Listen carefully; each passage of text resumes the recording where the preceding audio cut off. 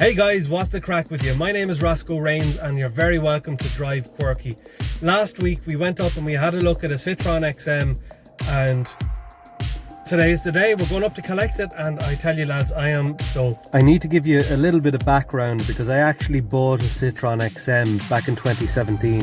I was concerned about reliability. Today I'm thinking about going and buying one of the most unreliable cars that's ever been produced. Or at least that's how the legend goes. It's the Citroen XM. So I went and I bought it anyway, so it was 850 euros. It was extremely cheap, and that's definitely why I thought it was going to be unreliable. It's a lot of car for the money, but yeah, it wasn't without its problems, let's put it that way. Greetings from the hard shoulder. I've been using the car for 3 weeks. It's been great. I've really enjoyed it. I love the car. I'm after falling in love with it, but it's an old car. So I got the hydraulic leak fixed and I drove the car for, I don't know, about a year, and to be honest with you, it didn't do anything else wrong. We had a few little things that we needed to sort out on it, but in general it was a very reliable car and I grew very attached to it. And the only reason I ended up selling it in the end was because I ran out of room and I had to sell one of the cars. But at that stage I had done a load of work to the car, I had restored it, it was reliable, I used it all through the winter. We had a particularly bad winter. So that's it lads, that's my old Citroen XM, and now you can see why I'm so excited to get the new one. I really can't wait, I'm so looking forward to it.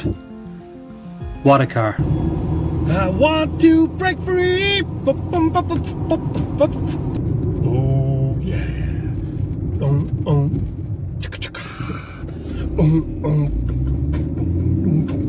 Well, boy, what's the crack with you? We're in the Zuzu now, boy. In the Zuzu, ready to go up. So here we go, we're on the way up now. I must admit I didn't narrate the whole process because I didn't want to make the lads uncomfortable, me with my phone like a wannabe influencer, you know, making videos. So I did take some footage and I told him beforehand that that's what I was going to be doing. So we're in the back of Jason's house. Jason is the previous owner, and the XM has been sitting there for 10 years in that place there. At least it was on concrete, you know, things could have been a lot worse if it was on grass. It was locked solid. We were absolutely sure that it was going to take us ages, that it was going to be a big ordeal to get this thing on the back of the truck, but it started rolling as soon as John put the hook on it and winched it up. Just rolled up nice and easy, so that makes my job easier later on. Obviously John knows what he's doing, he's done this a million times before. I use him anytime I need a car shifted, and he's always looked after me, so thank you very much, John. And I must also say thanks to Jason, the previous owner. He couldn't be nicer. He even put some spare parts into the XM to help me with my restoration. But the way this all came about, I actually saw his XM on Facebook and I left a comment on it just saying I have a set of speed lines for this car, I give them to you cheap if you want. And he got in contact with me and he came down in the XM and we hit it off. We were chatting for a couple of hours. And I promised him when I get this car restored that we'll go for a few spins together. We'll maybe go to some shows or something together. But yeah, lovely guy, very generous. Can't thank him enough. So yeah, I'm very, very glad to have an XM on the back of the lorry now. We're just coming into Waterford over that famous bridge up the Dacia. Loves me county, so he does. But yeah, it's still on the back, hasn't fell off yet. So I'm very, very happy, as you can see. And we finally got it back to the unit. Now lads, look at the lines on this car. Just look at the lines. It's such a good looking car. I fell in love with the way the XM looked when I must have been only 4 or 5. It was, you know, 35 years ago, and you used to see the odd Citroen XM around, and I distinctly remember seeing a Citroen XM with all the other cars parked up, but it was just down on its arse. And I remember thinking to myself as a child, wow, why is that car so low? I knew there was something special going on with the XM that other cars just didn't have. Well lads, we did it! We did it! Right! We have successfully retrieved the Citroen XM. It is at the unit and I am on my way back to the unit now.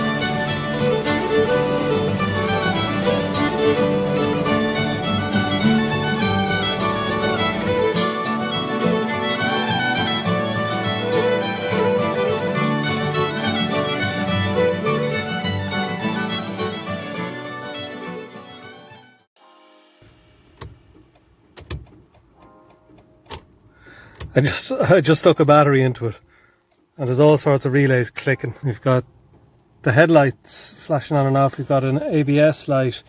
Are those lights coming on? Probably not. Does the radio work? No. The lights come on slightly. No fan. I'm gonna have to go around and clean every single connection, every single terminal on this car. Yeah, electric's fucked. Nothing's coming on. I'd say I have to go through and hang on. Let's see if the lights are after coming on, just for argument's sake. Okay.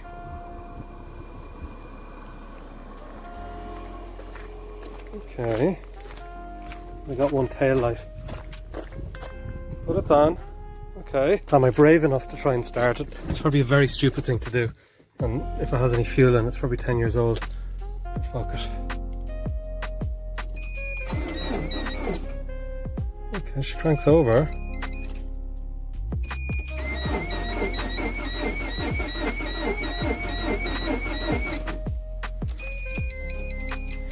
Wonder is there an immobilizer? Oh yeah, turn off the lights.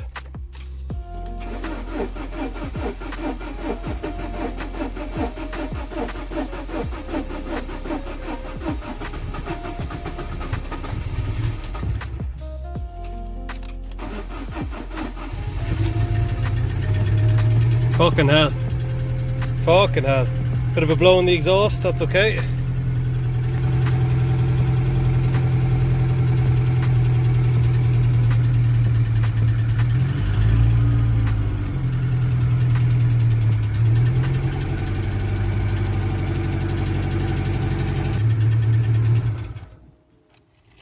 Okay, that's good. I can't believe it, lads. This is highly irresponsible of me to start the engine with the old fuel and the old timing belt and the old everything, but she's purring like a kitten and the suspension has gone up. The suspension is going up. I think it's just gone up to its full extension. Let's have a look. Fantastic.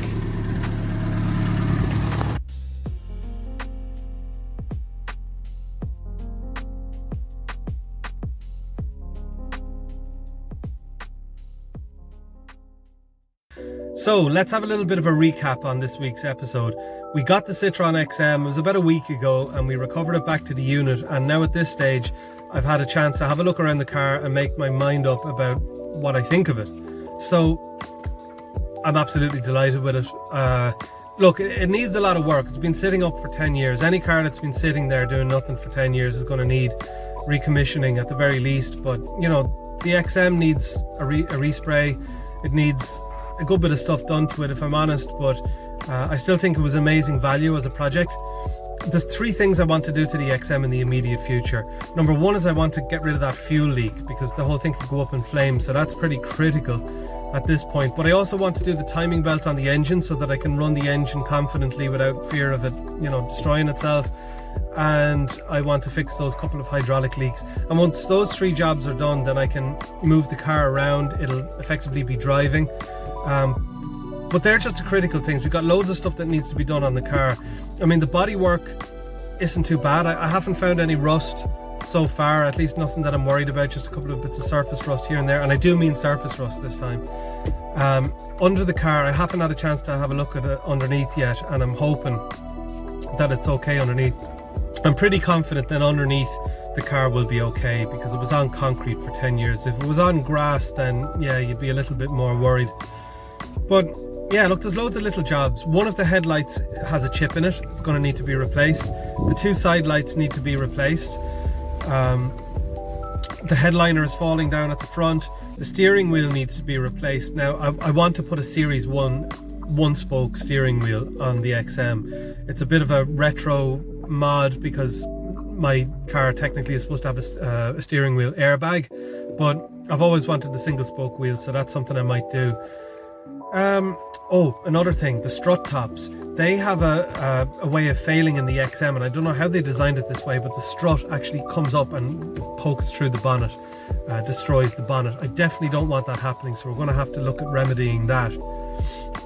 But yeah, look, overall, I'm very, very happy with the car, and I'm looking forward to restoring it. But I do have 4 other projects that need attention, and I don't think it's fair for the XM to jump the queue and get restored before the rest of them. So next week's episode isn't going to be about the XM. It's going to be about my €250 Toyota Serra project, because I've spent 4 years restoring that so far, and I want to bring you back next week. I want to bring you right back to the start and tell the story of how I picked up that Toyota Serra for €250 and show you some of the work that I've done to date. And then once I bring you up to speed, I'll show you what needs to be done for that project to be finished. We're not that far away.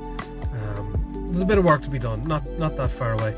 Anyway, look, I'm going to wrap this one up for today, guys. Thank you very much for watching. I really appreciate it, and I hope to see you next week again. Right, take care. We'll see you later. Good luck.